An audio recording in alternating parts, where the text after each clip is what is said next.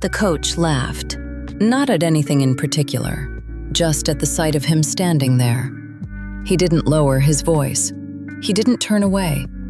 He let it carry across the field, loud enough for the other players to hear, loud enough for the parents on the sideline to hear, loud enough for the kid himself to hear every syllable of it land. Marcus Webb was 16 years old, wearing cleats that had belonged to his older brother. The left one had a crack running along the toe box, sealed with electrical tape that had already started to peel back at the corners. He was holding his helmet by the chin strap, his free hand hanging still at his side. He didn't flinch. Coach Dale Pruitt walked toward him with that particular slowness, the kind that has nothing to do with patience. He stopped close enough to make the point without needing to say a word. Then he said one anyway. "Son?" He kept his arms crossed.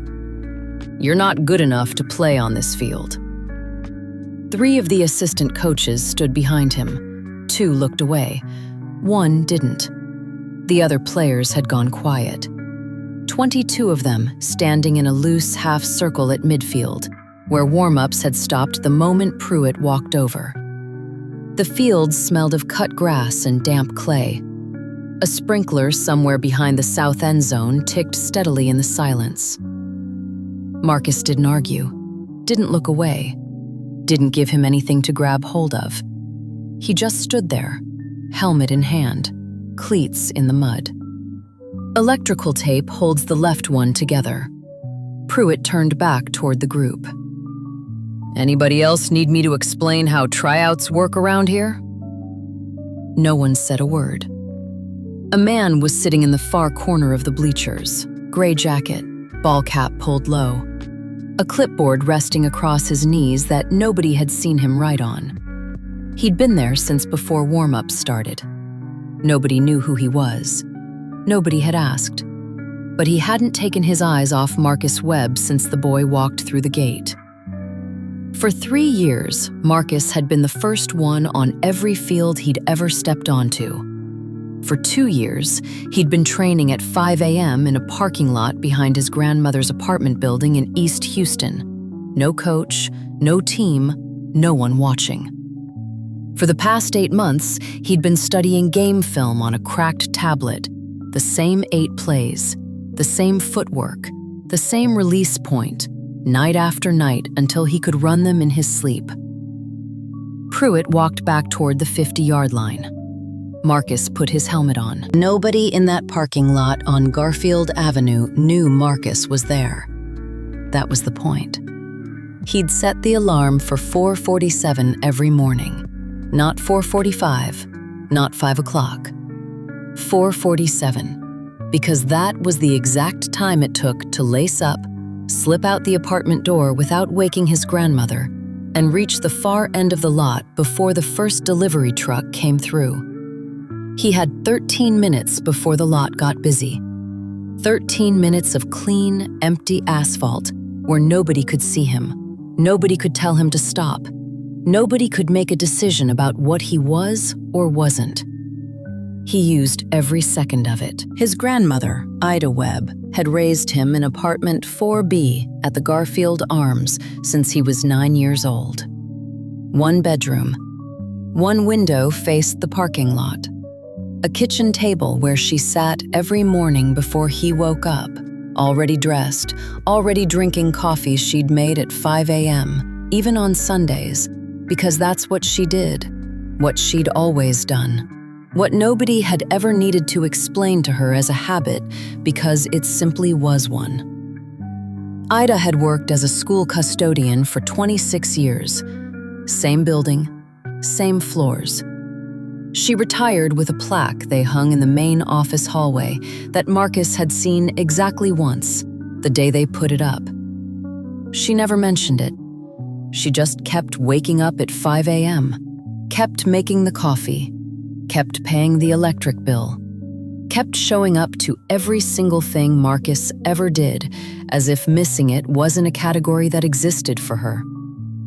His father had left when Marcus was 4. His mother had followed 2 years later. Not gone in the way people say when they don't want to say the real word, but gone the way people go when the thing they're carrying gets too heavy to carry anymore. Marcus didn't talk about either of them. Not because it hurt, because he'd run out of things to say about people who weren't there. Ida never said a bad word about either of them. Not once. She'd take a sip of coffee, set the mug down on the table, and say something like, "You've got your granddaddy's hands. He could do anything with those hands." And that would be that. His grandfather, Joseph Webb, had played football at Wheatley High School in 5th Ward in 1961. Linebacker, 6'1", 210 pounds, faster than anyone who looked at him expected. A coach from a small Texas college drove 3 hours to watch him play a single game his senior year. Sat in these same bleachers, or bleachers just like them, watching Joseph Webb do something on a football field that most people couldn't teach and couldn't explain. The coach offered him a scholarship on the spot. Joseph turned it down. Not because he didn't want it, because the scholarship didn't cover housing, and he had a mother and 2 younger sisters in a 2-room house on Lyons Avenue, who needed the money he was already making at the loading dock. He kept playing in recreational leagues until his knee gave out at 31. After that, he worked the dock for another 19 years, woke up early, kept his mouth shut, and poured everything he had left into a son who poured it into a daughter who couldn't hold it. Until it landed, by way of loss and circumstance, in Marcus. Ida kept a photograph on the kitchen windowsill, black and white, edges soft with age. Joseph in his Wheatley uniform, helmet in one hand, squinting into the sun. She never framed it, just kept it there between the dish soap and the coffee canister, right where the light hit it in the afternoon. Marcus had studied that photo the way other kids study playbooks. He started playing organized football at 13, a year after most of his teammates, on a city recreation team that practiced on a field with no grass in the outfield and goalposts held up by sandbags. His first coach told him he had good instincts, but that his footwork needed 2 full seasons of work before he'd be anything close to ready for a real program. Marcus had given it 1. He was the kind of player who didn't announce himself. He didn't trash talk. He didn't celebrate. He studied the field the way his grandfather had studied the loading dock, quietly, methodically, finding the angles that other people missed because they weren't looking at the right thing at the right time. He watched the film the way Ida watched Bill's. Every detail mattered. Every detail had a consequence. By 15, he was the best player on every field he stepped onto. Not the biggest, not the loudest, the best. He knew it. He just didn't say it, because saying it meant someone could take it from him. And the one thing Marcus Webb had figured out early, the one thing Ida hadn't needed to teach him directly, because she'd shown him by example every morning at that kitchen table, was that what you hold quietly is harder to take than what you wave around for people to see. So when Coach Dale Pruitt laughed at him on that field, Marcus didn't argue, didn't explain, didn't try to hand the man something the man hadn't asked for. He put his helmet on. He waited. Because Joseph Webb had driven 3 hours to turn down a scholarship on a loading dock in 5th Ward. And Ida Webb had spent 26 years mopping floors so a boy she didn't have to raise could have somewhere to sleep and something to eat. Marcus wasn't going to give Pruitt the satisfaction of watching him walk off that field. Not today. Not ever. The letter arrived on a Tuesday. Marcus found it wedged between the electric bill and a furniture store catalog in the narrow metal mailbox at the base of the Garfield Arms stairwell.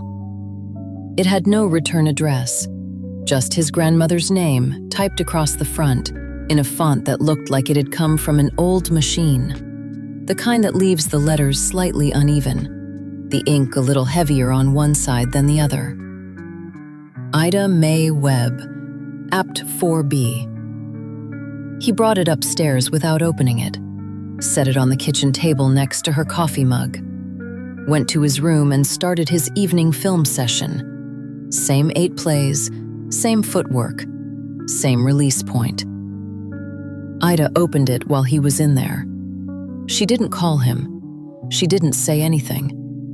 He came out 40 minutes later to get a glass of water and found her sitting at the table with the letter in her hands, reading it. Or not reading it exactly. She'd already read it. She was just holding it. Both hands flat against the paper, her thumbs along the bottom edge, her eyes somewhere past the window, past the parking lot, past the delivery trucks. "Grandma?" She looked up. Her face didn't have the expression Marcus expected. It wasn't fear. It wasn't sadness. It was something harder to name. The expression of someone who had just been handed confirmation of something they had always suspected, but had spent years hoping they were wrong about. "Sit down," she said. He sat. She placed the letter on the table between them and smoothed it flat with her palm. 1 page, typed on the letterhead of something called the Texas Secondary Schools Athletic Oversight Board, a name Marcus had never heard. The paper was crisp, recently printed, but what it referenced was not recent at all. He read it once, then again. The letter stated that the board had received a formal complaint regarding the evaluation records of several student athletes in the Houston metro region, dating back over a 15-year period. It stated that a review had been opened. It stated that Ida Webb, listed as the legal guardian of Marcus Joseph Webb, was being notified because Marcus's name appeared in the relevant documentation. That was all it said. No specifics, no findings, no explanation of what the documentation contained, or what the complaint alleged, or what any of it meant for Marcus or anyone else. Just the name of a board, a case number printed in the top right corner, and a single line at the bottom with a phone number to call between the hours of 9 a.m. and 4 p.m., Monday through Friday. Marcus read it a 3rd time. He folded it carefully along the same crease Ida had made, slid it back into the envelope, and placed it next to the coffee canister on the windowsill, right where she kept his grandfather's photograph. He didn't say anything yet, because he didn't know what to say. And Marcus had learned early that talking before you understand something is just noise. He went back to his room. He stared at the ceiling for a long time. The sprinkler outside the building ticked in the dark, the same way the one behind the south end zone had ticked on the day Pruitt laughed at him. Same sound, different field. He thought about that man in the bleachers. Gray jacket, ball cap pulled low, clipboard across his knees. Nobody had introduced him.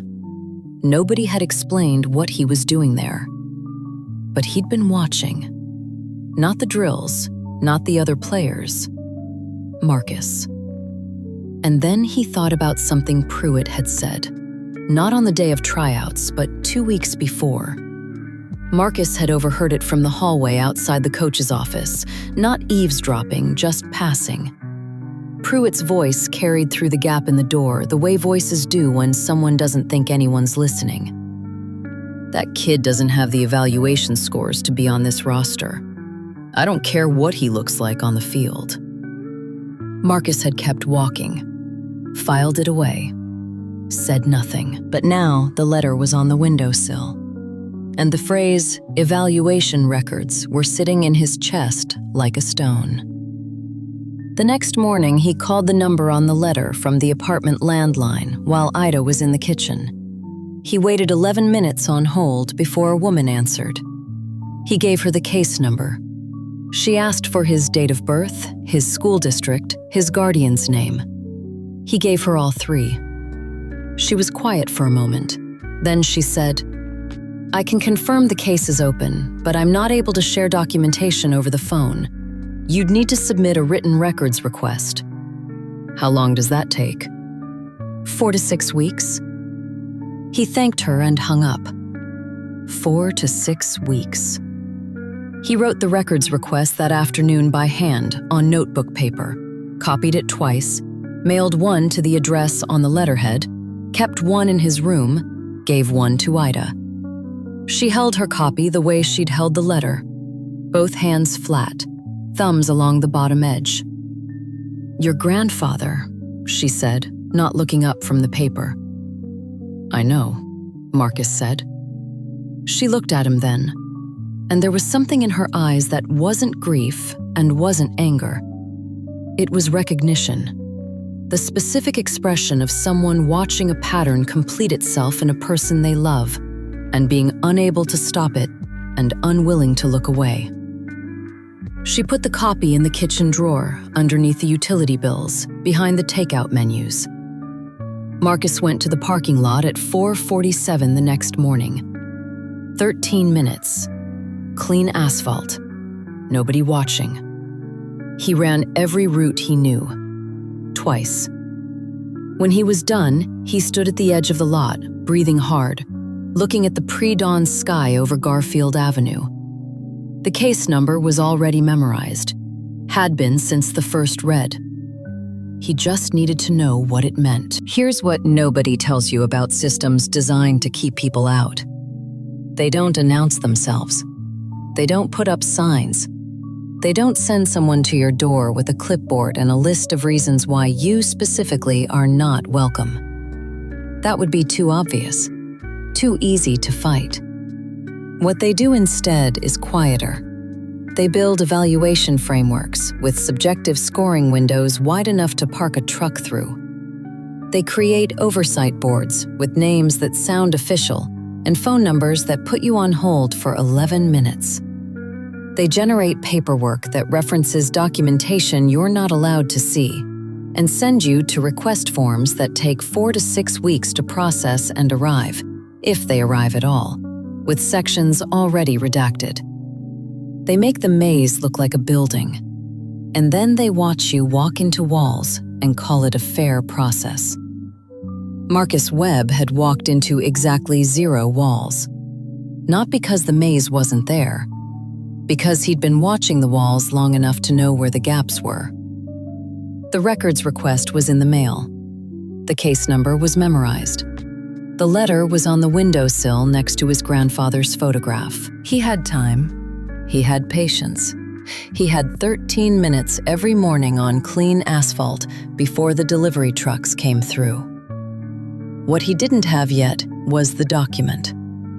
If you're enjoying this story and want to know what those evaluation records actually contained, and why a man in a gray jacket with a clipboard had been sitting in those bleachers before Marcus ever showed up, subscribe to the channel.